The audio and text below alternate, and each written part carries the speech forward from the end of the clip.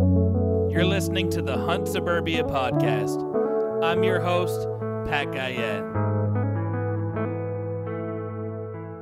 Big bucks I've been dreaming often, every night till I'm in a coffin. Vermont woods to the burbs of Boston, I'm looking for a tree to get lost in. Crisp mornings, little dust in the snow, quality time, just me and my bow. Fall evenings, I know just where to go for some quality times for me and my bow. It's just me and my bow.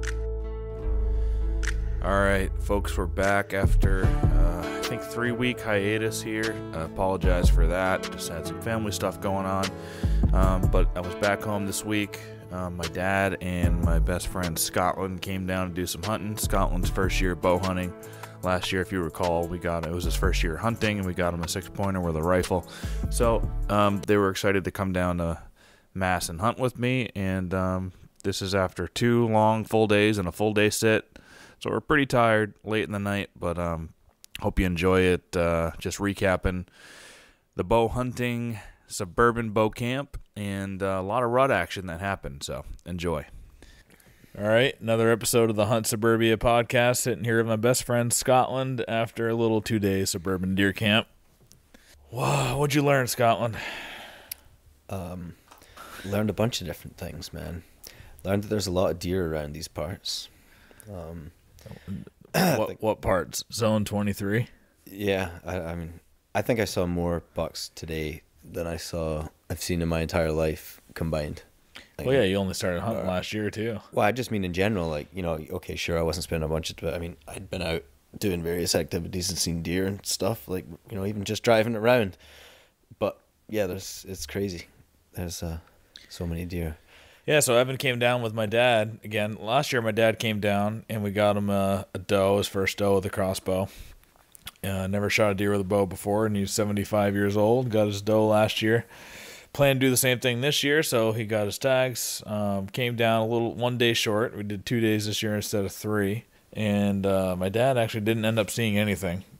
He saw a bobcat first day, but the rest of it came up a wash. But Evan and we would drop my dad off. We wouldn't go in too deep with my dad, drop him off in good spots closer to the car. And then Evan and I would continue in. And so the first day, we went down to the swamp. So Evan, as you guys know from last year, killed the 6-pointer in Vermont with his rifle, his second day hunting ever. And you were with me. Yeah. I wasn't by myself. Yeah. Right. Yeah, I was mentoring you, I guess you could say. Yeah. So he came down this year. Last year I was just telling him, you got to get a bow. You got to get a bow. We got to go bow hunting. I've been scouting a lot. I've got these places dialed in a little bit. Come down and hunt with me. So we were looking forward to that all year, and you made it down, man. I'm happy you did. Yeah, it was. Thanks for having me. Yeah, I got a bow. We talked about it last time, I think. I got a bow, a really good deal on one from a friend of a friend, or should I say brother of a friend. Got a really good deal on it, and I've been practicing with it. What is it again? What are you shooting? It's a white carbon spider, 65-pound draw, I think, or 60-pound draw. Nothing crazy, but it's kind of small, I guess, for like, I don't know enough about bows yet, but like length of the riser or whatever, it's kind of a short, compact tip bow. to tip. But it's fast and it's accurate, and I can shoot it pretty well for just being a beginner. So I felt comfortable. Yeah, I remember enough. your first week you were sending me videos and pictures, and you were shooting them really, really nice after just a week, and it is something that you can pick up on pretty quick. Yeah, it's not that hard as long as you're. What should I say? It's not hard to learn how to do it. I mean, obviously these guys take it to levels that it's freaking crazy, but a compound bow is a crazy quote primitive end quote. It is a crazy primitive weapon, but remember going into the woods. It's not very primitive though. I mean, it's yesterday morning. Was it yesterday? What? Yeah, heading into the woods yesterday morning. My dad pulls out his crossbow, and you were like, "That thing is medieval, man." Yeah, well, it is. That's a primitive. It's just physics at work, weapon. Man. I mean, I guess it was a firearm, but this is just you can see it. It's just crazy. It's just crazy, but it's cool. So the first morning we went into the swamp, and what happened in the swamp? Tell everybody what our setup was like. So let's see, we were set up kind of in the corner. There was a swamp, kind of had a little bit of a horseshoe to it, so there was kind of like I wouldn't even call it a peninsula, but kind of like a corner, angling into the swamp. Then just a decent hill. You know, there was a ridge. There was a ridge going up the hill that's covered in oaks. Like that ridge goes down to the swamp. I wasn't even paying enough attention to be able to tell you like the breakup of the trees, but like no, that's just swamp to hill. And I mean, you were set up further away from the swamp than I was. Yeah, you're right on the edge. I was a little further away. The wind was in our faces, so going into the swamp, we were facing up the ridge because it's full of hardwoods. There's tons of oaks up there, and from hunting this place last year a lot, I know that in the morning the deer are coming down off of that hill and they're returning to the swamp to bed. So we're on the edge of the swamp facing up the hill with the wind in our face blowing into the swamp, which is ideal for the morning, right? It felt good. Yeah, I was super happy. I mean, I had shooting lanes everywhere. And now, granted, we're far enough off the edge of the swamp. Like, it's kind of like a long transition. It's not like a hard transition line into swamp. It's like a long transition. So there's like, it starts getting more shrubbery and prickery, but it's still not a swamp yet. It's still on hard land, you know? So we're off of that a little bit. So granted, even though we're facing in the perfect way, expecting deer to come downhill, I've had a lot of deer sneak behind me there along the edge of the swamp, you know? They don't have to be coming off that hill. They're not doing the same thing every single night. Yeah. So there's a lot of times deer come from the back, including that 9-pointer I killed last year came from the back in the morning there. Yeah, you'd think you'd hear them coming from a mile away if they were coming through that swamp, because it would just be but honestly, where I was set up, I was far enough away from the swamp. You don't hear them in the swamp. You don't hear them till they hit the leaves, till they get out into the hard wood. I haven't heard one going through the swamp yet. The only one I heard leaving that swamp was a doe that was running through there being pushed by a buck. Then she was making tons of noise. But if a buck's just kind of emerging, it's hard to hear him coming out of there. But you were further away from the swamp. Yeah. And we get set up and you're texting me and it's just like, I think I hear deer. I think it was 10 minutes after like shooting 10 minutes in. And it's like, I think I hear deer. And I'm like, right. And he's like, yeah, I do. And he's like, buck. Big buck. And it's like, what the fuck is going on right now? It's 10 minutes in. Pat's about to skewer a good deer. 10 minutes in, his first time we get set up. Yep. But not only that, I said buck, big buck. It's coming right to you. Right, it's coming right to me too. Right, yeah. So my heart rate just got pretty jacked up right off the bat, and it was like, Christ, okay, well, sink or swim. And I don't know. Was definitely the heart was pumping. Was waiting for something to happen, but I guess he turned around. I never really saw him, but he turned around and went back up the hill. 10 minutes after shooting light, I start to hear the classic deer sound coming in, and I just look out and I see the silhouette of it. It still wasn't really bright enough with my eyes. Don't adjust that great in the morning and last light. So I even if I could have got a shot on him, it would have been unethical because I couldn't really see the pin, and he was about 40 yards. But I see a silhouette moving through, and a big one, and I just knew it was a buck without even pulling my binoculars up and without seeing the antlers. That's why I texted you buck. Then I pulled up the binoculars and saw, and that's when I texted you big buck. He was wide. I couldn't see the time length on it. I could just see it pretty well outside the ears and a nice rack. And he was going, when I say he was going towards Scotland, he and I were only hunting 100 yards away from each other. I could see you. When the light came up, I could see you from my tree. Yep, we were 100 yards away from each other. I kind of wanted it that way. It's like we're hunting together, but we're covering a wider territory there. A deer could definitely have, 3 deer. They could have gone between us and none of us could have got a Absolutely. shot. Absolutely. I'm saying 3 deer 10 feet apart could have gone between us and we wouldn't have been able to kill them. Yep. Just a matter of where they're going. But this deer was coming down off the hill and going directly to Scotland. Like, I thought it was a no-brainer. He's going to walk right in front of him. But yeah, those deer do funny things, man. He stopped. Right after I texted he was coming to you, he kind of stopped, smelled the ground, just stood there for about 30, 40 seconds smelling the ground and kind of doing circles there. And then went right back the way he came, just walking, moseying away. And he went up the hill, back up the ridge. So that was something for me to learn too, because I'd never seen a deer go up there to bed in the morning. He didn't spook, right? He just was fuck it, I'm going to go back up there. You could tell he was walking to bed, but he was going up that hill. Most of the deer are bedding in the swamp, but I saw him bedding up. He's going up the hill, and obviously later we jumped him, so we saw where he bedded. Yeah. But I think my buck was doing that too, because he was coming from the swamp behind me, the one that I killed last year, that 9-pointer in there. he must have been doing that too. So I think more deer bed up that hill than I think, you know. Obviously, it's stupid to think every deer beds in the swamp and they're always returning off the hill and going in there in the morning. That's just been the 80% case in the morning. I don't know enough about whitetail. You tell me. I'm like, okay, yep, we'll face this way. Yeah. But now I do know, it's reinforced anyway, that they're bedding up on the top too, you know. I avoided all that hardwood stuff. I don't want to hunt in that because I was figuring most of the deer are going to go to the swamp, so I'll be down on the edge there, stay off of that ridge. But I think I will try a couple of the top of the ridge sits too in the morning, just to observe, get more of a lay of the land there, you know. It was cool because you were able to kind of tell me, heads up, deer's headed your way. Yeah, it was super exciting. But so then after that, what happened? Whole lot of nothing for a while, right? About 45 minutes or so, a buck comes charging down the hill. I'm still facing up the ridge, charging down the hill on a ridge a little bit to my left, about 60, 70 yards away. And he was on a mission, and I put binoculars up to him, and he was an 8-pointer, and it wasn't the same deer as in the morning. I got some decent footage of that'll be up on YouTube. And he was inside the ears, or just to the edge of him, with that one that was going towards you as well, outside the ears. But he was going down, and I tried to grunt him in. He didn't do it. Listen to the grunt. I reached into my pack where my antlers were just kind of hanging there, and I just tingled them together a few times, just gave him a little shake, and he stopped and started coming right towards me. He didn't get super close. He got to like 45 yards, maybe 50 yards, but allowed me to get some good footage of him. And if I had a crossbow or if I was muzzleloader hunting or something, he'd be dead. But another thing I noticed is when you start rattling bigger bucks, the bigger they are, the farther they're going to stay away and be more cautious of you rattling, right? They're going to come in, but keep a long buffer. If it's a spike horn, that he might run right to your tree and stand under it, let you shoot him, you know? It's just those mature bucks. They stay a little bit further out.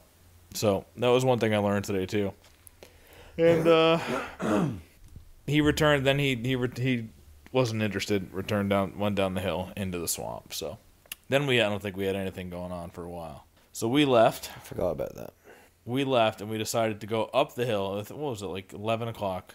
We walk up the hill instead of crossing the edge of the swamp back to the truck, maybe to push something down the ridge towards my dad, who we dropped off first. Right. And we go all the way to the top to do a big loop, and that's when we jumped that big buck.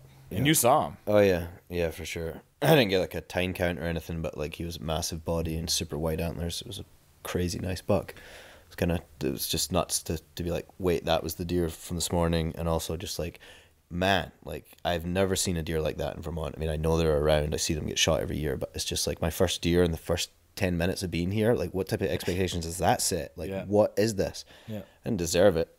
And it's not always like that, man. Even Massachusetts, no doubt. There ain't a buck around every tree, and not big ones, but he says this, folks. If you find the spot. Yeah. I don't know. You got some type of secret that no, you just learn a little bit every single day. You learn something new. Like that, now we know exactly where that buck was bedded. And where one big buck is bedded, other big bucks have used it before. You know, I know where that bedding. I didn't know that. I crossed that spot so many other times before, scouting, leaving my stand at the, down near the swamp. I would go out that way sometimes. Never once jumped a deer there. But that big buck was bedded there, so we know. Now we know. I would never have assumed that's somewhere that a buck would bed. Me either. It was just little tiny. There's a little wetland there, and there are some green leafy like laurels, but it's like thin. It's not like a big thick patch where you would expect them to be bedding. No. It was a small, thin little patch in like a whole oasis of hardwood, open woods. If you were still hunting and you had a gun and you came across him bedded, he was dead. There was no way. Even that jump, you could have got a good shot off. I had 3 or 4 bounds. I saw him. Sure. I just mean the fact that he was just so exposed is kind of weird. It was weird. So then we just tried to push him. Evan went down to the middle of the ridge, and I did a big loop and ran around that wet spot and wanted to try to do a big loop to push him down. That was unsuccessful, and then we left. Left my dad. My dad wanted to stay in the swamp, so he stayed down there. Evan and I left and planned a 2-man drive, and I set up Evan in this like 15-acre patch of woods, abutting a bunch of land that you can't hunt. It's illegal land to hunt due to town laws, but this is on a town border, and there's 15 acres on the other side in a town where it's legal. And then I've always wanted to do this push and never had anybody to do it with yet, and drop Devin into that spot. And then so explain what that spot was like. All right, folks, get on to www.heronhill.com and stock up on some wine, both for yourselves and, of course, for your wives and your girlfriends. Get them a case of wine and butter them up a little bit before deer season. Give them something to drink at night while they're waiting for you to get down off your stand. You got deer all around you, and you're up there in the dark waiting for them to go away so you can get down from your stand. They got to be enjoying some wine during that time. So stack up, get yourself a case. Go to www.heronhill.com. They'll deliver it right to your door. Make sure you use code HS5 for Hunt Suburbia 5. So code HS5 for an additional 5% off all the volume discounts they already got on there. If you get 6 bottles, you get a volume discount. You get 12 bottles, you get a bigger discount. And then you can add on HS5 for an additional 5% off. These guys have been a great supporter of the podcast. Please support them. Get whatever kind of wines you like, but I like the Eclipse Red. They've got a Game Bird Red that goes really good with game birds and pairs well with venison. It's got a little bit of a fruity taste to it. Go on there, get whatever you like. If you've ordered from them before with code HS5, just go on there and use the volume discounts they already got. It's already an incredible deal, and I'll get credited for the order as long as you use HS5 at least once before. So again, thank you everybody for your support. Tell your wives thank you for letting you get up into the stand a little bit extra this year. All right, if you folks are looking for a muzzleloader, you can't go wrong with a Woodman Arms muzzleloader.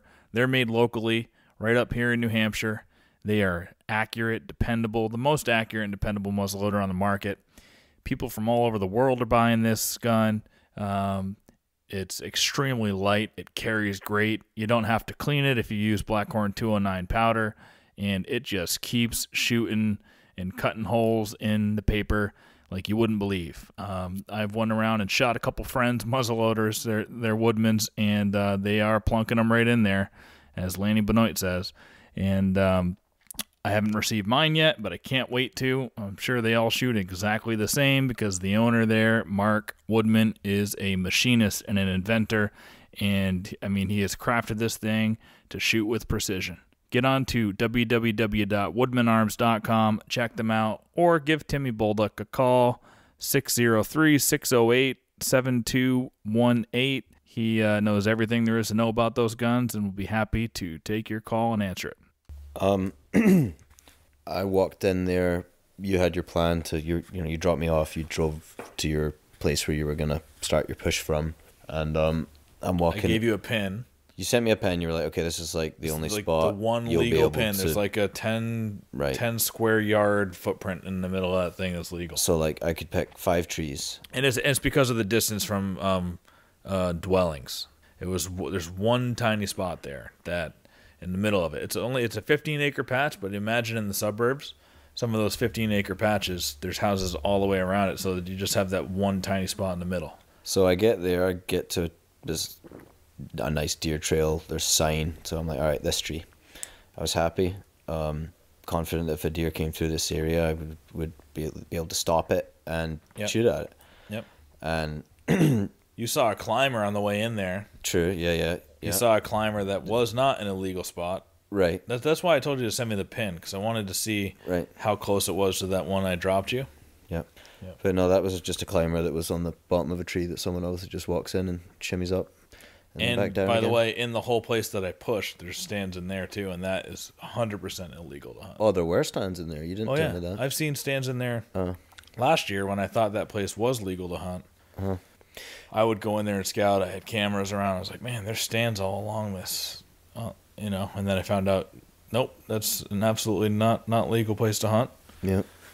Well, I got set up in my tree, and But you were in the one good spot. Yeah, I was totally happy with my setup. I got pretty high off the ground. Was along a trail, had a whole bunch of different shooting lanes, no issue from behind me. Yeah. And you text me, you're like, all right, I'm starting my push. 5 steps in, you come across a buck. and you send me a video, and it's not just a buck; it's a nice buck, Yeah. and it's just like, Yeah, I got out of the car to start the push. I got out of the car, across the road. I entered into some high grass, and, it's up to my chest. I'm walking through that stuff for about 40 yards, and I get to an open patch, smaller grass and stuff in there.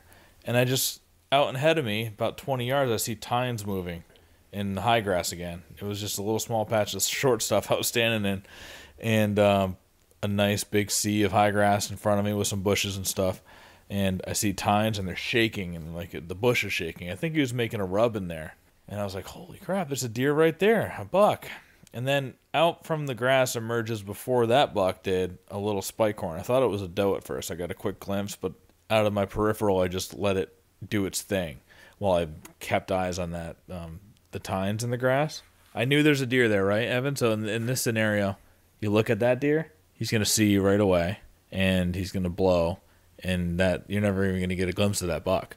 So that's one thing you'll learn that too as you hunt more. Like, you quickly identify the deer. Like you were telling me the other day. Oh, so if a doe comes through, I'm blasting it. And I was like, yes, but Evan, remember, we're in the rut now, and if that doe's hot, and most of the does right now are coming into heat, just take a glimpse of that doe. No, you may kill her, but then do your diligence and look behind it. right. Look immediately behind it and check out everything going on back there. Sure. No, it makes perfect sense. I definitely had a little bit of like, I'm in Massachusetts for 2 days mentality, and I just finished the deer I killed last year, so there ain't no venison on the table And obviously, anymore. it's a good thing to shoot the doe. Shoot a doe if you want, but I'm just saying, when it's rut, Yeah. just do a quick glance, because there might be a big buck right there, and then if Sure. you shoot the doe, you're blowing the whole It'd be buck silly. Yeah, opportunity it'd up. be silly to just waste that opportunity. Yeah. No So doubt. that spike emerged from there, and I didn't have a bow in hand anyway. I couldn't have shot him if I wanted to. No bow, left it in the truck, and I'm sitting there on a knee. As soon as I saw the tines, I got down to a knee and pulled my phone out to record. Yeah, it was a good video too. Yeah. Yeah. But it's because I just glanced at that spike and let him walk by me. I knew he was looking at me too, and I just didn't want to make any eye contact, didn't want to move my head at all, and just kept my eyes on the tines. And then the tines, like it was just scripted, turned as I was looking at him.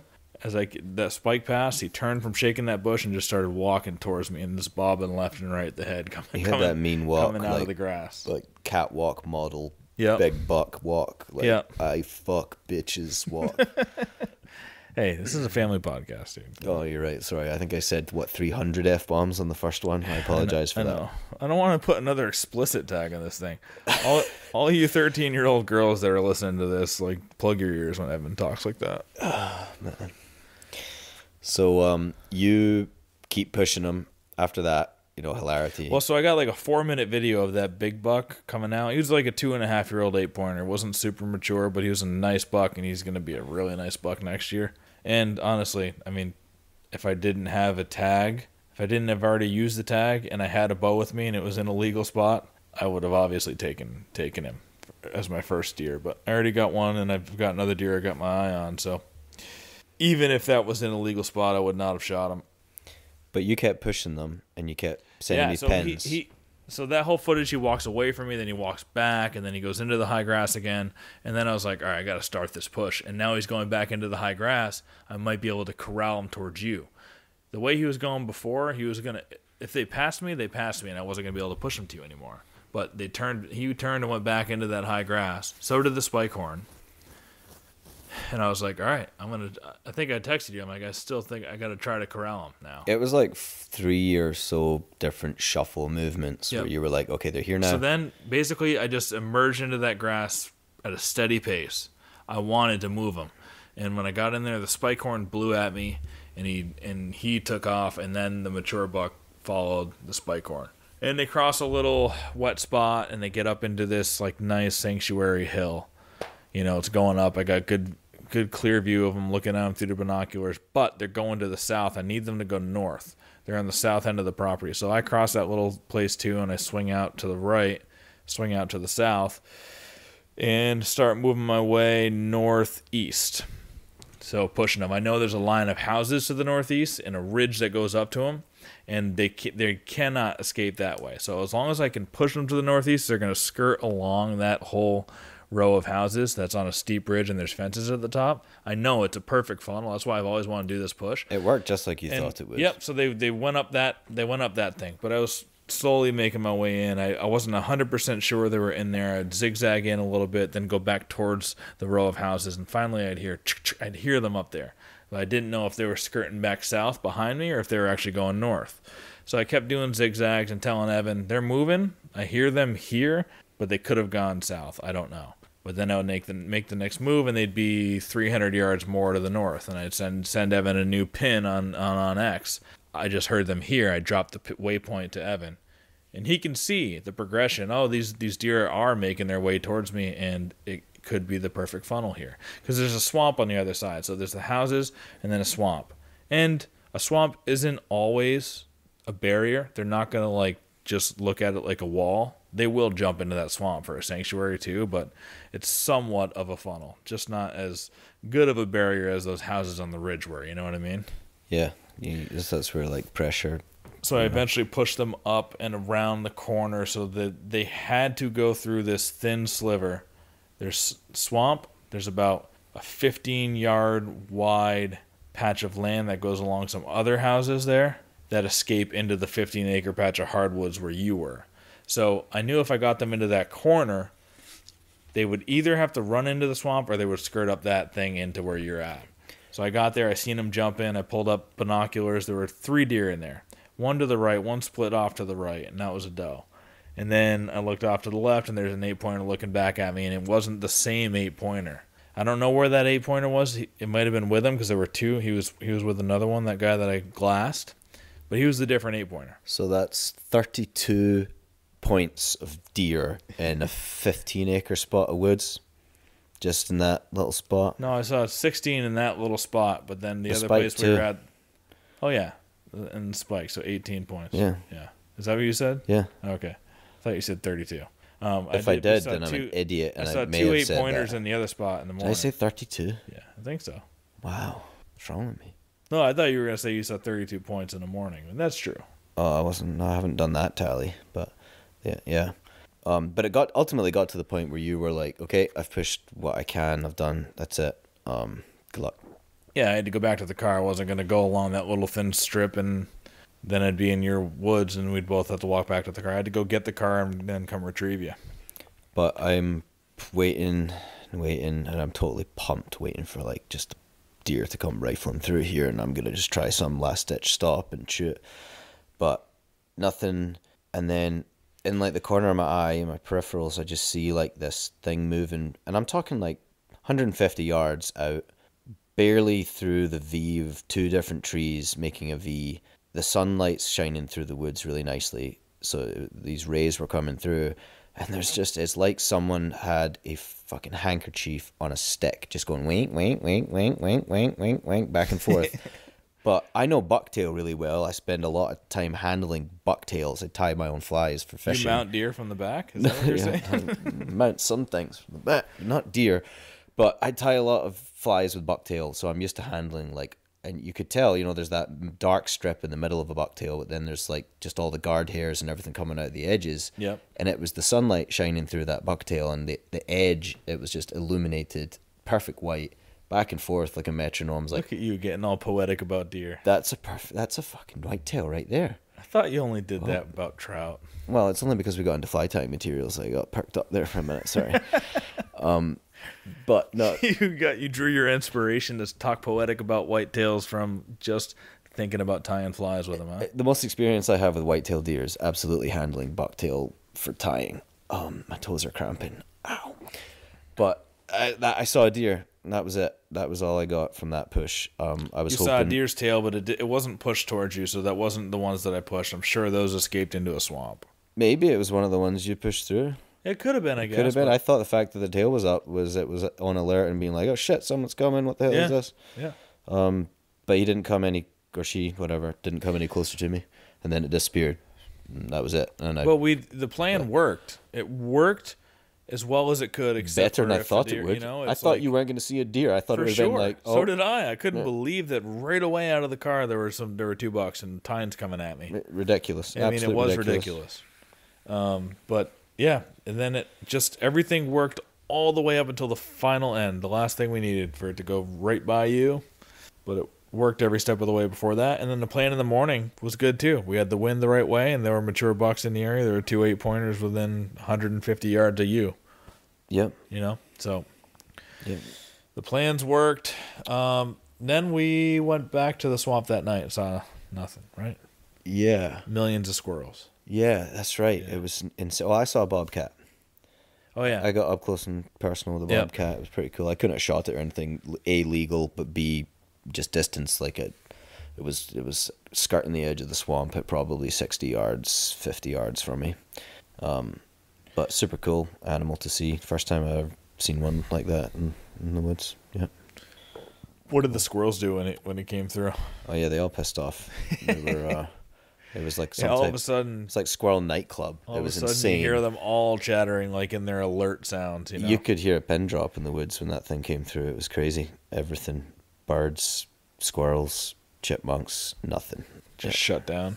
They They were fucking just like, hid in their holes with their tails between their legs, being There's like, our predator. Let's not die today. So last year in that same spot, the day, I think it was the day I killed my 9-pointer. The 9-pointer was laying there dead, and I was waiting an hour to get out of my stand. And a bobcat came through behind me. Same spot where you saw him, same exact spot, and he killed a squirrel and played with it.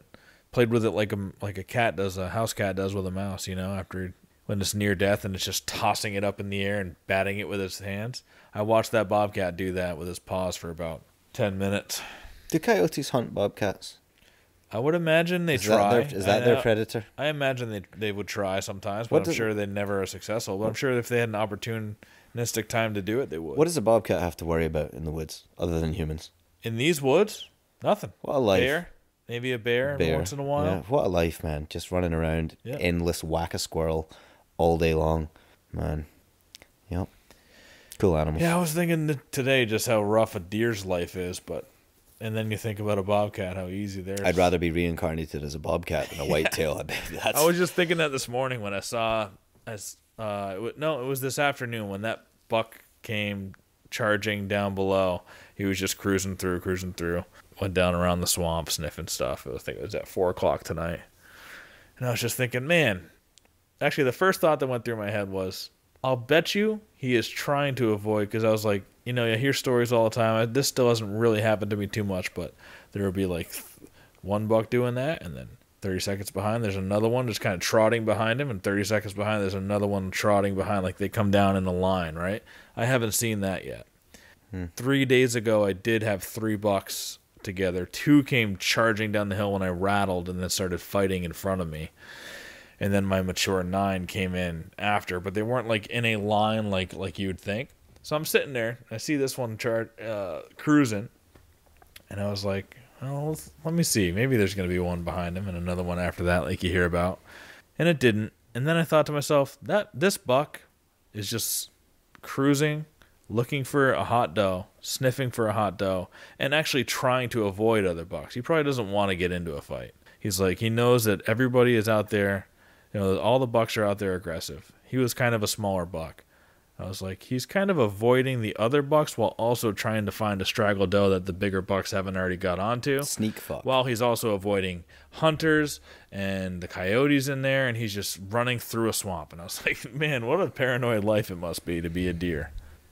Yeah. You know, that's the sequence that went through. Well, yeah. That was this evening. We went into a much bigger patch of woods, right? Yeah, different, kind of definitely more like Vermont. We went in this morning, actually. We did an all-day sit today, but Yeah. that particular thing was the evening. Yeah. So, I don't know. Nobody got any deer, but so this morning in this new spot, we're in these big woods, and I've been scouting this all summer. I get into my spot, Evan's in his spot. He's up a ridge.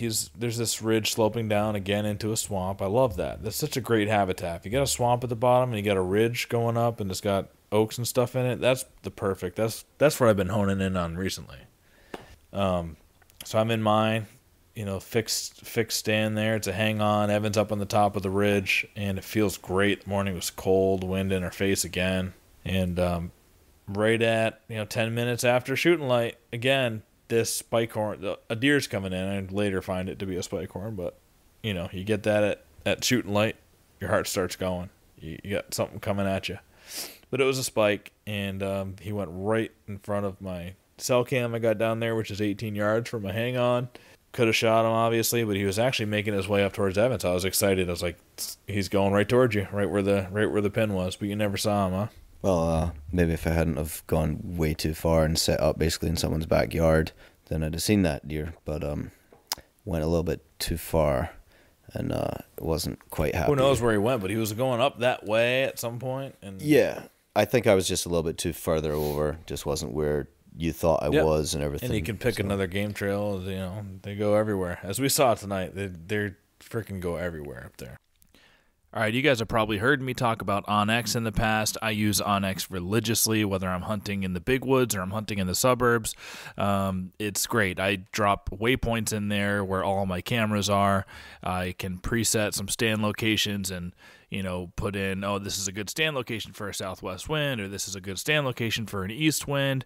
You can put in the icons to have different colors, so you can color code stuff, which I find super helpful. If I have a spot that I still need to get a camera out, I'll put the shade of my camera icon in there to white, so I know that I got to go and put a camera up in that location. Once it's there, I turn the shade to blue, so I know it's an active camera. I use it a lot. Property boundaries is great. You've got a line distance on there, so you can tell how far away you are from different structures like roads. So you make sure if you're in the suburbs, you're hunting in a legal spot. And then in the big woods, I mean, it's a security blanket for you. It is a GPS. It's a much better GPS than those little handheld things you got to put in your pocket. So you can download maps before you go out into a spot that might not have a cell service. So you make sure you always have the map on your phone, whether you've got the cell service or not.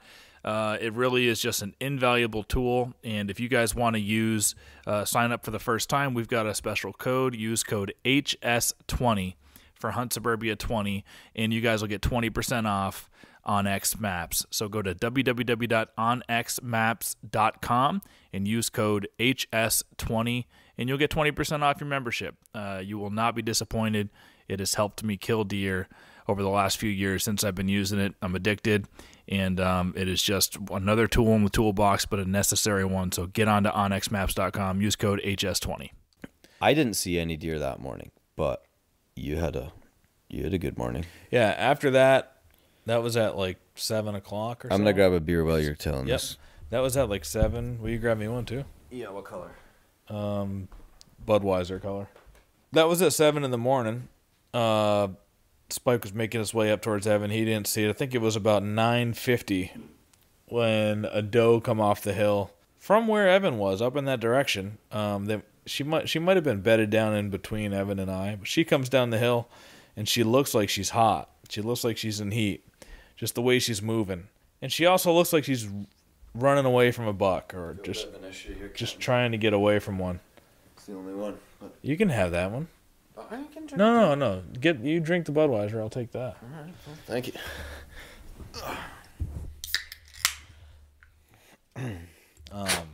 So that doe came off the hill, and I could tell she was probably in heat, and she looked like she'd been getting chased and pushed around. So I'm expecting. I got this on footage too. I think it'll be on YouTube. Yeah, I did get it. And then 14 minutes later, a buck is standing right where I first saw her, and he is right on. I mean, every step that she took, he took as well. I mean, he's right on. These guys, their noses are so good. So it was confirmed she was a hot doe, and this was like a 7 or an 8 pointer, but small basket rack, probably a year and a half. Nice jeans. He was a small deer, but right on her, and went right under my stand. Gave me a bunch of opportunities as well, but passed them up, let them go. They went out into the vast forest that we were hunting. You know, we were kind of tucked up near some houses, but it's a vast forest, and these guys went out into it. So who knows if we'd ever see them again. Then I saw a fisher cat, I think about 20 minutes later, and then it was nothing for, 6 or 7 hours. We had no action, just sitting in our stands. Yeah, it was. Well, you moved. Yeah, well, you moved halfway down the hill. Well, that was the thing. Yeah, I wasn't happy at with 11. my first spot, so I ended up moving. Yep. Right as that, or right after that buck and that doe came through, because it was a good spot. Sorry, a good time for me to move because they had just come through.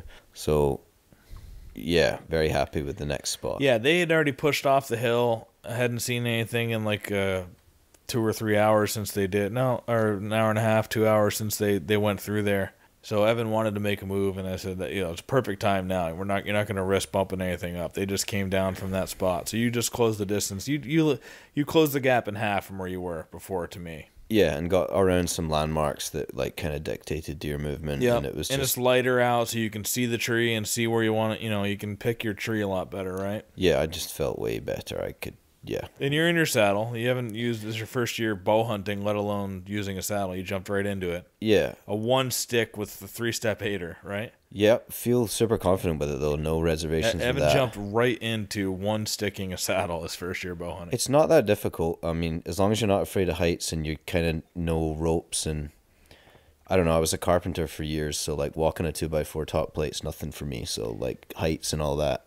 So what's really cool about Evan's saddle setup? I haven't seen anybody doing this yet, but Evan could talk about it a little bit. When he comes down... Anyone that one sticks does it that way. He just rappels down. Oh, the one-stickers Yep. all do that? Yep.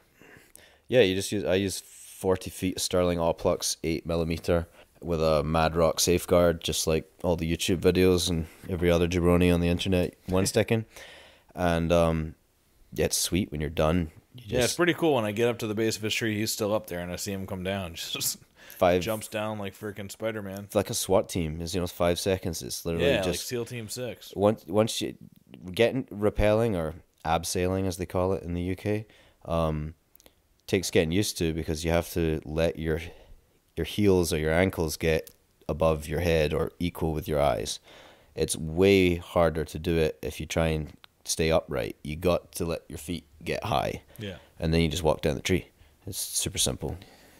But don't forget to undo the gear tie at your tether. Yeah, that's one thing you learned this weekend. I know it's the second mistake. Second time I've done it this season. I did it in Jericho hunting. But you relearned it. Yeah, I did it again. I forgot to undo my little gear tie, which keeps my tether tight to my tree. So if I ever give tether slack, it doesn't slip down the tree. And I got to the bottom and I had my pull down, the same rope I used to pull up my bow and lower my bow I used to pull down my tether once I'm at the base. And I just couldn't. I'm yanking on it. It's a pretty serious paracord. I think it's got like a 300-pound test or something. And I just can't get the gear tie to break off the freaking line. So I'm sweating. We need to go. It's just like, oh man, I had to climb the tree again. Yeah, It happens. just to undo 3 twists of a piece of rubber. Oh, but yep, lesson learned again. What are some of the other gear lessons you learned? So, I modified my one stick, which I'm pretty pleased with. Yeah. If I do say so myself. I have a Shikar with a 3-step aider. Who makes Shikar? Out on a limb. And it's met them at the Wild Edge saddle meetup this summer, and I was like, wow, this is a really nice looking stick. Yeah, I got it because you sticks, and recommended I've still it. never used sticks. I just use a climber. I got a freaking tripod. I got my ladder stand back here. I've got ground blinds, but hang-ons and saddles, it's never really been anything that I'm used to. So I've never even looked into sticks or used them. Well, because I'm one sticking, I thought I'll get a long stick so that I can save time. I didn't, there's 2 steps on it, and they're double footed, so it's not like one side for 1 foot and then another. It's a long step, and there's 2 of them. They're far apart. I want to say I have like the 22-inch version or something. It can make going through the woods in the morning a little bit tricky. A good pickerel size stick. I've got some 32-inchers. I know, but a good pickerel, I'm saying. You're right. Okay. No, yeah. So basically, Jack Pike, good pickerel. it comes with a button, which is basically like a piece of metal that sticks out the main shaft of the climbing stick, that when you wrap your tie or your what would you call it, a tether, I guess, but wherever you're holding, you use a piece of cordage to hold the stick to the tree. You wrap around the tree, and then you reattach it to the climbing stick. And a button, like it says or sounds, is just like a piece of metal that flares and that kind of holds the tether with. When you're one sticking, you climb up a climbing stick, you get to the top of the climbing stick, and then you don't have any more climbing sticks. So you slide your tether up, You then hang from your tether. You reach down below you. You grab your stick. You untie it. Yeah, that makes sense. You then put it back on the tree above you. Tie it to the tree. Step back up on it as high as you can and redo it. I have to do 3 climbing stick shuffles to get to high hunting height. Yeah. Never more than 3. It sounds pretty slick when I'm envisioning it right now.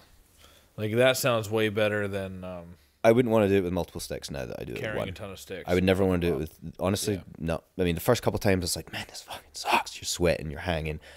But I would always struggle because I'd tie the stick to the button and then you'd have to reach down and you're fucking fiddling because you don't just want to tie one overhand knot because you're standing on this damn thing. And if you fall, yeah, you're tethered, but that's a hell of a wedgie. So you don't want to fall. So you tie it right so that you can stand on it. And I'm not the heaviest guy. I'm like 190, and that's only because I'm kind of heavy right now. I would find myself hanging, sweating, backpack on, reaching down, trying to untie this stupid cord to get the stick back up. So I did a bunch of Googling, and I saw these guys had done, and some companies actually sell a version with it, but a cam cleat, or sailors will know what it is, or anyone that has a drift boat with an anchor, but basically 2 teeth. It's kind of like a ropeman, like the ropeman 1 or ropeman 2, but 2 of them, and they pinch the rope just by friction. But it can pop out really easily too, so it's kind of but I did some customizing on my stick, and I screwed a bunch of holes through the metal and bolted one of these on that I bought from West Marine, the sailing place. And I put the button on the back side of the hole for the button, if that makes any sense. Like, the button was on the front. Remove the button, bolt the cam cleat on. Switched it, reversed it from the back. And then I put the button in the back. Yeah. I hadn't seen anyone online do that. They had just filled the hole with a set screw so that no water gets in there. I see no reason. I thought no reason. And I tell you what, man, it makes it awesome now because I put it. You use that button as a fulcrum. It just stops the rope from wanting to come out from the cam cleat. I put the rope. I'll go around the tree. Yeah. Push it into the cam cleat. Go around the button in the back. My stick is now on the tree. Yeah. I could do a tap dance on it, and it's not going anywhere. Yep. And then I got to do is hang from my tether, pull a rope, and my stick's free. It's absolutely tits.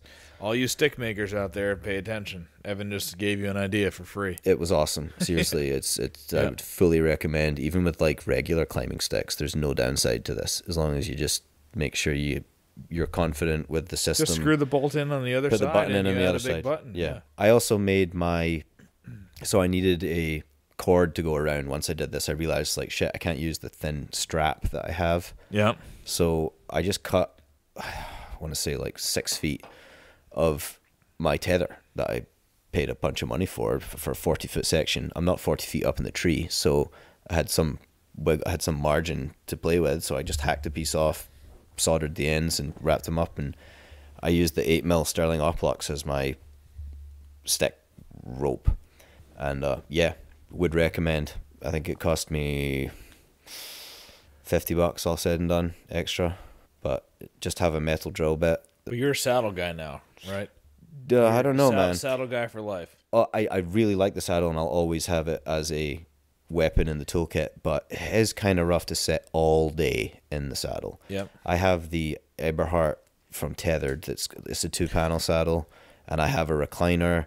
Recliner helps for sure, but it was really hard. I'm telling you, and that hang on today too. Tiny little hang on all day. No, but how many hours were we in the tree today? All day. So it was 6 a.m. to 6 p.m. 12 hours in a saddle today. Yeah. Yeah. But I'll tell you what, it is comfortable all day. Your climber. Yeah. I saw that. I just love that climber. The Summit Viper. Summit Viper SD is, I think, what it's called that I have. But I did get the wider version. There's smaller versions, but I got like the nice, comfortable. Got a bigger platform to stand on. It's bigger. It's like 4 or 5 pounds heavier or something. Whatever you look it up. It's but sweet. Man, it's comfortable to sit in. It's nice walking through the woods with a saddle though, and everything, and super high speed, low drag. Yep. It's my style. As soon as I saw, if we were video game characters. That's for me. You got attributes. Yeah. It's like Sure, this guy's stats. fighting versus Yeah, this yeah, yeah. one, right? And the Yeah, attributes. mine's low intelligence, but high You're- saddle ability. No, I mean your saddle, not you.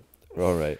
Your saddle would be low friction, lightweight, Low comfort. low comfort. Yeah, like real high scoring and lightweight and durability and quick and Yeah. and quiet and really terrible score in the comfort. Right? And well, not terrible. Well, not terrible because it's absolutely good for not. It was short sits. dude. Yeah. There's probably worse chairs to set 12 hours in. Yeah. I'm kind of.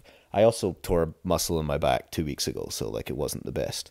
But with the right platform and kind of once you get the hang of everything, the 2-panel saddle really helps. You can put one kind of behind your knees and one under your butt, so Yeah. you're not just pinching your legs. And yep, super nice. I with that climber, I normally most of the places I'm hunting aren't super long walks. Like into that swamp this morning is one of the longer walks that I do with my climber. So it's not bad. It's urban hunting, right? How Yeah. long of a walk can you get? You can get long this morning. I wouldn't call that a long walk. For when we first started hunting last year, Right. we It's walked not as way long longer. as like the walks in the Vermont woods for sure. Right. Yeah. To our spots out there. Yeah, and even those I wouldn't even consider all that crazy. You Yeah. know? Yep. I hunted a spot with a friend in the Green Mountains last year, and that was a walk, definitely. Yeah, like our spot at Vermont camp, at most you might be walking 1.5 miles to your morning spot, but at mostly it's like a mile. Sometimes you go 1.5 miles to your sitting spot. But if you're in the greens, you're in the real big woods. Yeah, you can get in there deep. Yep. But what were we were talking about, like Well, so what else? saddle though? tips, right? Or like No, not saddle tips. Just what are the basic things as a pretty new bow hunter did you learn? Like first of all, you wore your super thin boots the first day. You thought that was going to be fine. Your feet got cold. You gotta, don't wear those with no sure. insulate boots on a 30-degree morning. I'm new to being up in a tree, and you're definitely way more exposed. Yep. And you go from sweating your ass off on the ground to wet and freezing in the tree. Yep. Even if you're wearing some crazy insulated clothing, you get cold. And I'm an ice fisherman, but this is kind of different. You're sweating a lot, and then you're just, even climbing the tree, you get all worked up. Yep. And I was suggesting hand warmers too, and you're like, "Nah, I hate hand warmers." And then your hands got real cold today. I don't know if my hands got a little bit cold today. While I just If you I there's no. I was on my phone. There's nothing that is a downside to having a hand warmer in each of your pockets. that 100%. I Just really always don't have- like them in my always have boots. one. If it's going to be in the 30s, have a hand warmer in each pocket. It's great. Put your hands in there. Or even the big ones on the inside of your jacket, like just to have get some warm on your quick. backpack to Yep. be able to bust them open, put them in the holes or in the inside pockets of your The jacket. super warmers. I love the super warmers. That's definitely something I'm gonna do for sure. Is have them in my bag ready to deploy when yeah, when you I'm don't cold. need them when it's in the 50s and 60s. But when it's Yep. down in the 40s and 30s, and it's definitely It was 20s. 31 degrees Yep. that morning. Plus And you you're in get the some tree wind. and it's windy. Yeah. Yeah. It's just it's in the tree. That's the new thing for me. On the ground, I'd even been all right. It's just in the tree. Your hands are very important with bow hunting. You want to keep them warm. Yeah, yeah, no doubt. Although, it's same with fishing. You got to tie a knot. I mean, you're steelhead fishing. Yeah. Got to keep your hand. You got to use your hands. So, and I'm no stranger to having cold hands. It's just I'm getting used to this whole in the tree thing. And clothing. Half the battle with hunting is figuring out the clothing. Swear to God. It's a challenge. Well, we actually both wear First Light. You wore First Light before I did. Yeah, I like their stuff a lot. Last year, it's Evan's first year hunting. He came to camp in a nice First Light kit. Yeah, it's their wool. That's the selling point The for me. merino is wool, the yeah. merino wool, man. I mean, I'm wearing darn tough socks right now. I mean, just I got love wool. their kiln hoodie. I have and I've been their- wearing it as a base layer. I have their long johns, and yeah, same thing. I mean, I prefer, like, I have a pair of Helly Hansen underwear, long underwear that are just the best things since sliced bread. Yeah. They've got me through some tough times while building, and it's just Darn tough socks are great. yep. But they make a good product, and Merino wool. That's the thing. Yeah. Everybody should be wearing merino wool as a base layer because it wicks sweat off of you. doesn't stink. Doesn't stink. It just right, it smells yeah. like wool. So you know, Yeah. people are like, "What do you mean it doesn't stink?" But that's just it smells like wool, but it doesn't. The bacterial smell doesn't something develop. about it does. It fights I think the odor. fibers are so fine that Yep. the mesh, the air spaces in the mesh are so small that works to its benefit. But that might be way wrong too. But yep, big fan of that. But hand What warmers, else gear wise? hand warmers in the bag. I wore my Baffin crazy Your phone insulated died at the boots end today. of the night, so bring a extra battery. On X kills your phone. I also have a phone that's old, and like I said, I spend a lot of time on the ice, so it gets Get a so portable cold. battery though. Bring one of them with Yep. you, always charged, and then in a charging cord. And Yep. So the ability to charge your phone, or body warmer, hand warmers, wearing thicker boots. Definitely don't skimp on uninsulated boots like me. Man, that might be about it. But you learn some other lessons too. I learned a whole bunch of other things for sure, just from experience. So yeah, let's finish what happened the rest of tonight. Right, we sat there that's where we were, like 7 hours, no action. All of a sudden, it turns 4 o'clock. I text Evan, "Hey, can we get some good juju?" Well, right that's now? it. That was the juju I was like, conversation. "Hey, can we get some good juju?" And Evan's like, "All right, yeah, let's get some good juju." And 2 minutes later, I texted Evan, "Buck." He's like, "No way." And I'm like, "Yeah, it's down below me. It's going down behind the swamp." That's when I had that deep thought. Man, bucks have a hard life, deer. He was running away from other bucks trying to find a doe and being solitary, running through a swamp, avoiding humans and bobcats, coyotes. And I had that thought, and I texted you, yeah, he's going around the swamp, but he might circle up because he's going to go downwind now, and he might check this ridge. You know, he's around the edge of that swamp. If he started going up towards you, he can scent check the entire ridge there. So I thought maybe he was doing that. Text you, stay there, he might be coming in. And he did, but an hour later, right? He was... Well, we moving around. had that first juju conversation where we were texting each other, and then 2 seconds later something happened. We were like, "Oh my god, wow!" All right, and then like an hour goes That was the theme by. of the weekend, though. We would do that, and then almost immediately Something would there'd be happen. yeah. Stir the pot, and it would happen. But then an hour goes by, and something, I don't know. But I'm like, "All right, my phone's gonna die. I'll come." You're like, "Come to my headlight at dark." I put my phone in my pocket. Okay.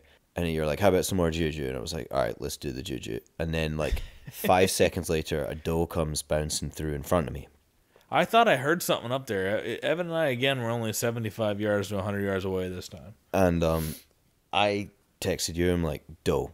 And then I knew that like I had 1% of my phone, so I was just like, I see a doe, put my phone in my pocket, and I'm watching and like waiting for the buck to be following the doe that was coming, who knows, facing that way. Some time goes by, and I thought I heard a deer behind me up on the hill, like 3 different times. I thought, "Is that? No." And then you're like, "Is that? No." Well, the great thing about tonight was there weren't very many squirrels, so you couldn't get that mixed up. And I'm getting really good at knowing, like, I don't even turn around for those little cunts anymore. Yeah. I'm getting really good at between a buck sound and a squirrel sound. Yep. But this, I thought 3 times he got me, and I was like, "Nah, no." And then I hear a noise, and it's at my 5:30 or 5 o'clock in my saddle position. So like, I watched some videos. You can definitely do some cool techniques to be able to shoot behind you in a saddle, but it takes a little bit of belly dancing. But you knew it was a buck right away. Well, not necessarily right away, but Okay. I'm looking over my right shoulder, big brown blob coming through the woods, hops over. He gets close enough where I'm like, okay, those are antlers. And as soon as I see the antlers, it was like, fuck, all right. So I got to get my bow from the left side of the tree. I'm facing 12 o'clock. I got to get my bow from 9 o'clock. Over in front of the tree. Up and over in front of the tree, over my tether, because you couldn't put my bow hand. How was I going to do this? I forget. I couldn't have my bow hand under my tether. My bow hand had to come over the top of my tether for me to be able to get a draw on this. It wasn't going to work. And I didn't have long. There was one spot where if he came through, it was perfect. I could have skewered him broadside, or just would have been perfect. But when you're bringing your bow across and the tree's right there and you got an arrow knocked, you got this, thing sticking out in the front. It's tricky to get that up and over. My arrow kind of hit the tree a little bit. But even the whole time I'd kind of been looking over my shoulder slowly and looking at this deer, and he'd stopped and kind of looked my way, and I froze. And I'm just like, "Don't move." And then he'd put his head back down again, and he'd kind of be like sniffing around and be like, "Oh my God," I'd move a little bit more. I'd get my bow down and over, and then all of a sudden he'd look up and sniff and lick, and it'd freeze. Was he just sniffing and licking, or was he looking at you? He was sniffing and licking and looking around, but like the second or third time I moved, he was looking at me.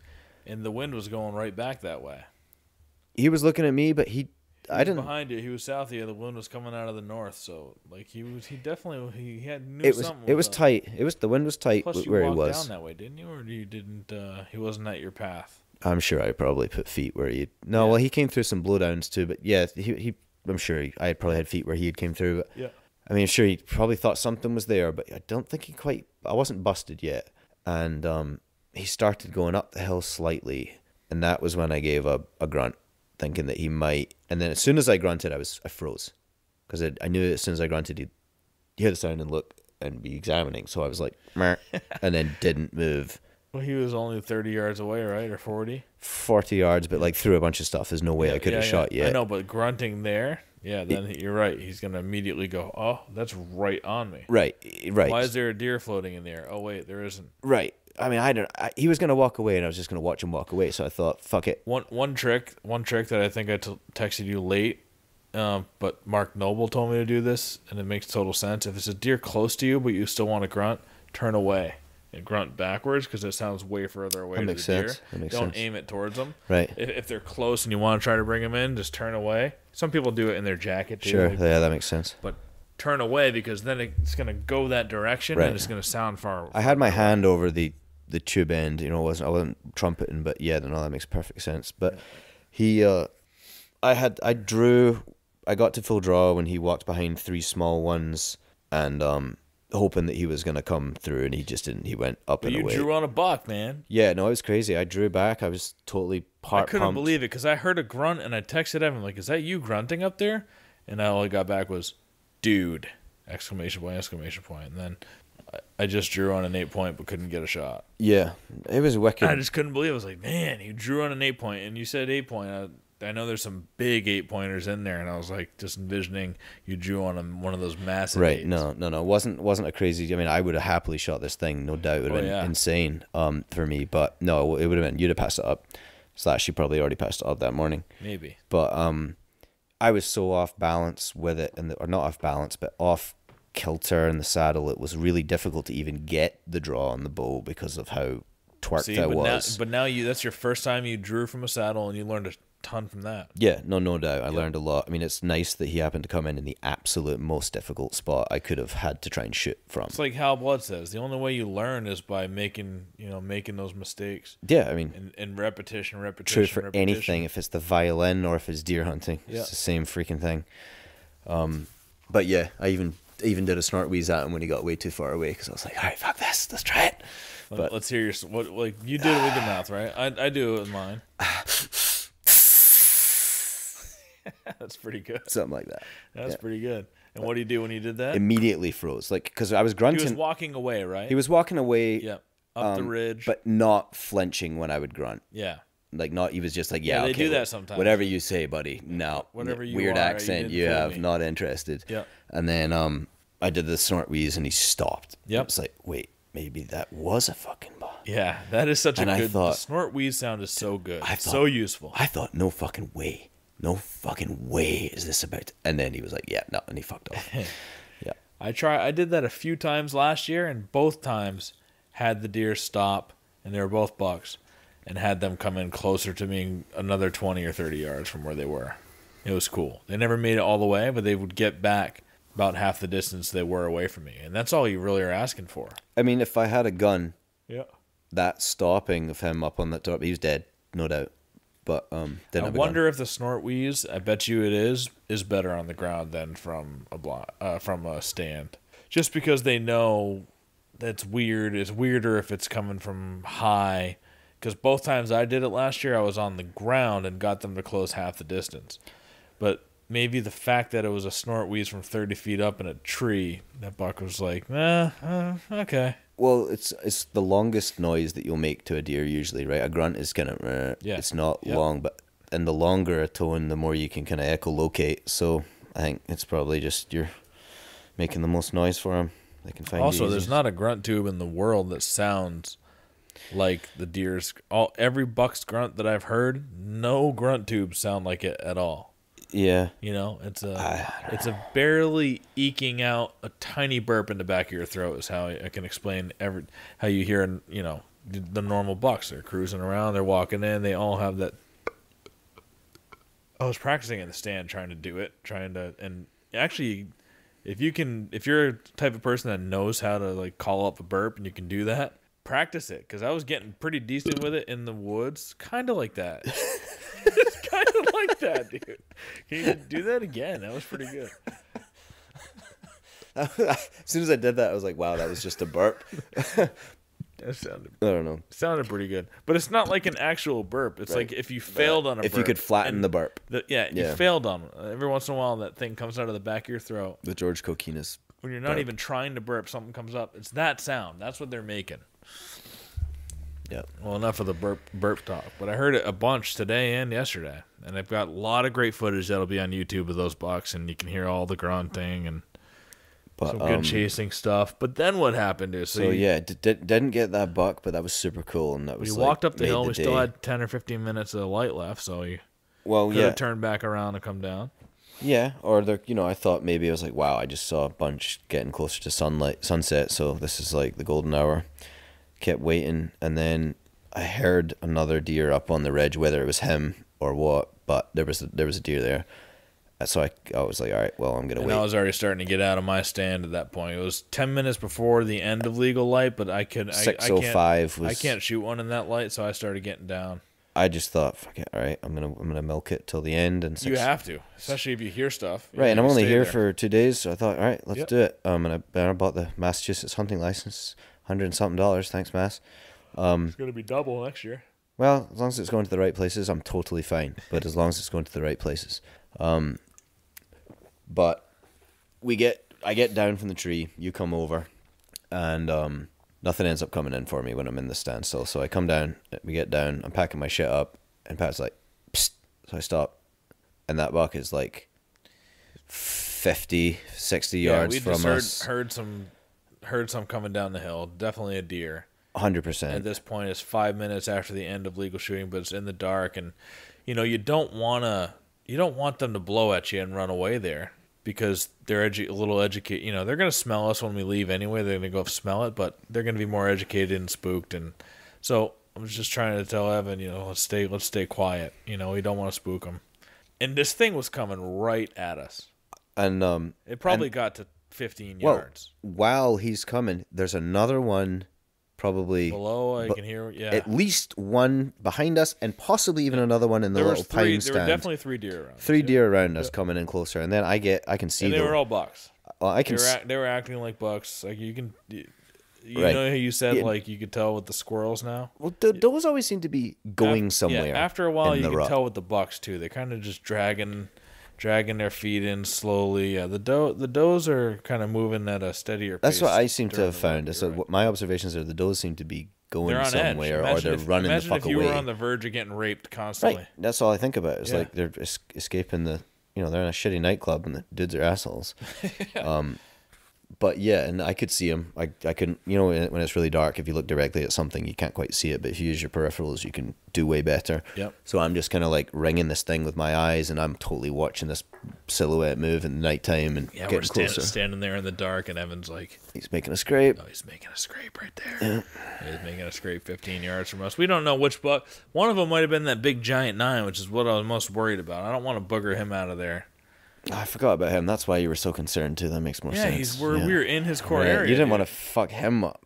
First thing this morning, I said, I was taking a shower this morning, unscented soap, of course, and I'm sitting there thinking, I gotta remind Evan we're going into my big bucks, target bucks core area, that he can't take a shit in there, because I knew Evan would be the kind of guy to take a shit in there. Maybe even right out of the saddle if he had to. If I had to, absolutely. This morning before we leave, I'm just like, Evan, you can't take a shit in this buck's core area, so make sure you get one out before you leave. Which was a challenge, but we overcame. 2 or 3 times. What were you also saying? There was another buck I wasn't allowed to shoot? No. There was one you said, you showed me pictures of or something, and you were like, he's going to grow up to be a beauty. Yeah, that was around here. Oh, that wasn't. That was last night. I was showing you videos, and I was like, if you see this one's going to be a Boone and Crockett. Like, he's a year and a half old, or 2.5. I think he's a year and a half, and like nice thick palmated little 8-pointer already. No, it's just like you just don't shoot that one. Well, no deer were harmed in That's the the making of this podcast. It's like if Michael Jordan, Michael Jordan's firstborn son. You wouldn't want to like end that potential early. You want that you need to let that see its full potential. Maybe he won't reach it. Sure. He obviously never became Jordan. I see what you're saying. You know what I'm saying? Yeah, but yeah. he's got that gene and like, Yeah. a stud horse. When he's Triple Crown winner, he's got his American Pharaoh's firstborn son, his sons. You gotta let them get to their potential at least. Right. Once they get to the age and you realize, oh, he's a 3-year-old, 4-year-old horse, he's not going to pan out, then you can send him down to those shitty pony tracks. The glue factory. Yeah. And then you can shoot him. But when you have one that's got such good potential young, I'm liking now passing on those. It feels good to pass on them and see them grow. But that's my personal scenario. In Massachusetts too. I mean, in an and area just where it's mainly bow hunting. Yep. I mean, in Vermont, you don't let a deer like that walk by you. And in Massachusetts, if you only hunt 2 or 3 days a year and you don't hunt 15 to 20 like I do, plus, if you only can hunt the weekends and you got Saturday only in Mass, 15 to 20. you shoot whatever comes by too. 15 to 20. 15. Bro, come on. What do you think? It's more like 30? Yes, I do. But how many days do you fish a year? Oh no, I'm not throwing stones. I'm not throwing 260? stones. No, not throwing stones. I'm asking you. I don't want to do the math, but like if you include like if you would count any day that I threw a fly or a lure or anything as a day I went fishing. That's fishing, dude. Guess what? Definition of fishing. Look it up in the dictionary. Casting a line. The dictionary and I disagree on a few words. I'll have you know. Well, look it up in the Pictionary then. There's no words. Now you're talking my language. The biggest smallmouth bass I think I've ever caught in my life was caught while working. Don't tell my boss. I mean, technically, I was just taking a piss at a boat launch. You get 4 smoke breaks a day anyway. Those are 15 minutes. No, they're cool. I could take an hour for lunch if I want to. But I was just I work sales and I was outside sales and I was out in my territory and there's a boat launch I know has a portage on. Nature called, drove into the boat launch and threw a white paddle tail along the edge of the boat launch dock, and the Sally came out and hammered it, and man, nice one. And it was like I'm in my freaking loafers and khakis and my collared shirt. It was pretty funny. I think the guy whose hand I shook next probably had a little bit of fish fingers. Like a fish rut. I mean, I know there is. The fish spawn, yeah. There's a time every year when they have to be mated. They don't pursue the fish like. Can you imagine a pike rut would be awesome. I would love a pike rut. Well, you know what? Bowfin I've seen where there's like a female and like 5 or 6 males. Could you imagine sitting on the edge of a point in like a little canoe or a kayak like we used to do on Colchester Pond? But get out there and like a little floating one on a point. You're like, oh, this is a great pike rut funnel. Man, the fat females coming through here, and you're gonna see the V. You're gonna see the V's behind of the freaking 3 big males coming after them. It would be a little bit savage if the water started to get torn up. But I'll tell you one thing: scouting lake trout. If anyone that jigs lake trout, you're looking at the bottom of the lake, and it's exactly like looking at a map and looking at funnels for whitetail. You look at where these lakers are going to be channeling through.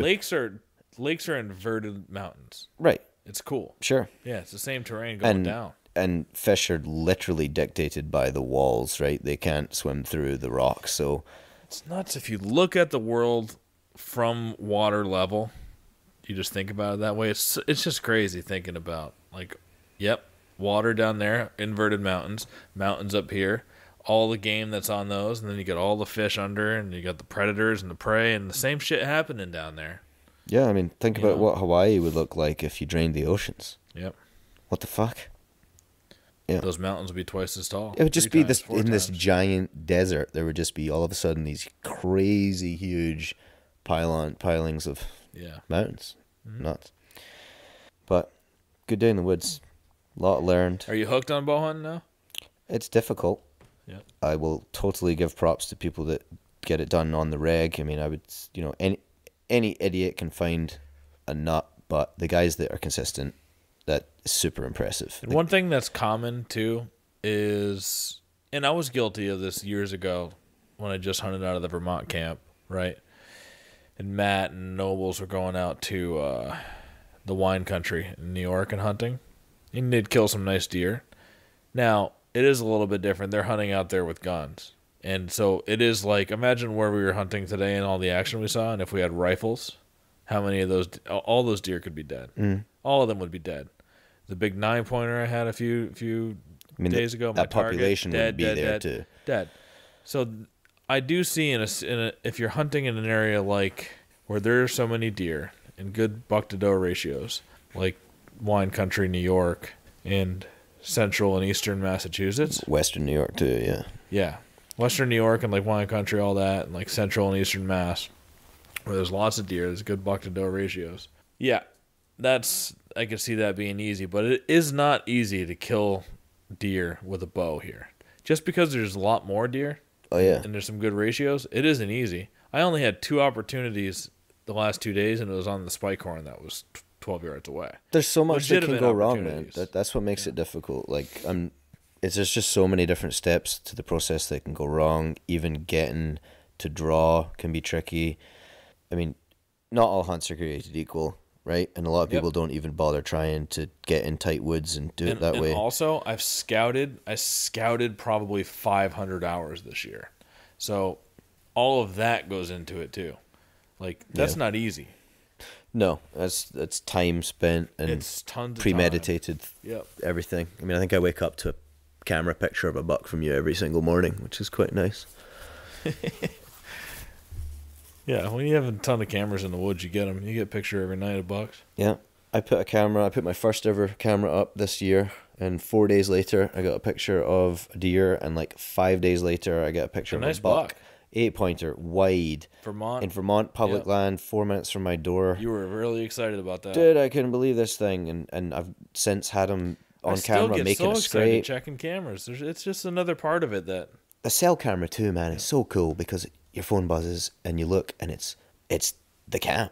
When you're like, oh God, what could it be? It's so fucking exciting, especially when was that this morning? Yeah, on the way in this morning, when we split up in the big woods. When I was walked, like, you go up there and I go down here. Remember? 2 minutes after that too, I said, "There's a buck in front of my stand right now," because I just got texted a picture. Oh yeah, that's right. Yeah, even then. Right when we split, or right when something happens, like there's always a buck, something on my phone. I walked this morning in front of a camera, and then someone who has a camera in the woods texts you going, "Is this you?" And I was like, "No, it's my friend." And then like, okay, because a deer came by like 5 minutes after him. Yeah, another person that I hunt this piece with has a cell camera in there, and this morning I get texted a picture of Evan from this other hunter, and it's like, yeah, that's my buddy. He's saying you're hunting it with me for the weekend. Yeah, and she's like, well, I just wanted to let him know a deer went right by the same trail that he walked right by 5 minutes after he went through, which is pretty crazy. That deer, I don't know if it was smelling your boot or what, but I mean, I didn't have. And then you probably started climbing the tree and it boogered off. Sure, I had no scent on me, like no lure or anything. I don't know. But it was a good weekend. Before you guys got here, that morning, Wednesday morning, I went out and hunted the first time in this big wood spot that I've wanted to, been scouting all year, and got my 9-pointer on it where we were tonight. I was there 2 days ago, and I rattled in the morning, and as soon as I rattled, these 2 bucks came crashing down the hill. Just right at it. They must have only been 60, 50 yards. They were probably coming anyway, but I rattled and I couldn't even put the horns away.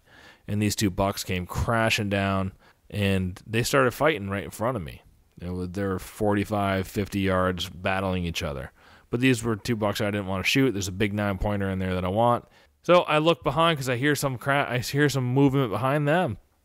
And I don't move my head, just my eyeballs. That's another thing too. Like, staying still, use your eyeballs as much as you can. If you don't need to turn your head, don't. And if you do need to do a slow crane, that's stuff that you'll just get used to over time.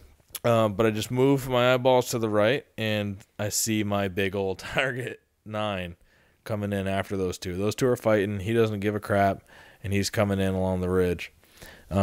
He stayed behind tons of brush. I never got a good shot opportunity on him, but he was only 40 yards, and then he closed the gap into 30 eventually, but absolutely zero shooting lanes. But that was awesome. That was, the first day I'd ever went in there and hunted. I saw those 3 bucks, and then when they got out of the area, I couldn't see them again. I hit the rattling horns one more time, and a 4th buck came charging down the hill, and that was the spike horn. And he went right into that shooting lane in front of my camera again. But, yeah, it's been a bunch of good opportunities, a bunch of good hunting the last 3 days. A lot of people killed big bucks. Pat Burns got the electric buck.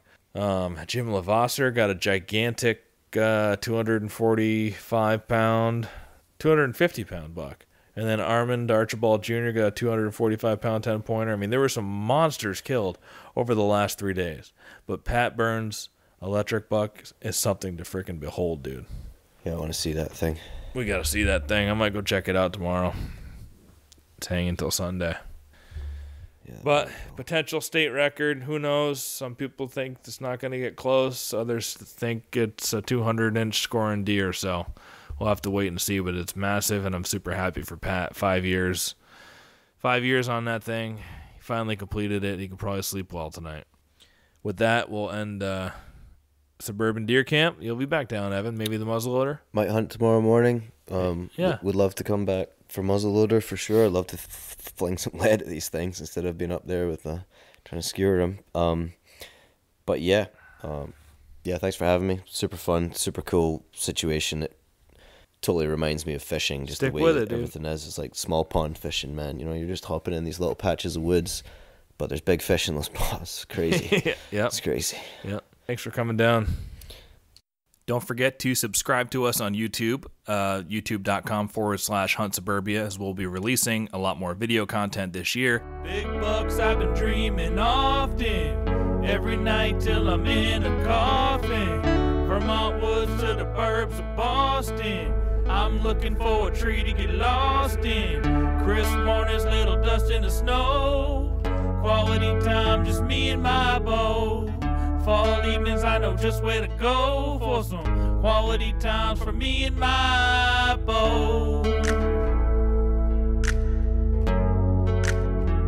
It's just me and my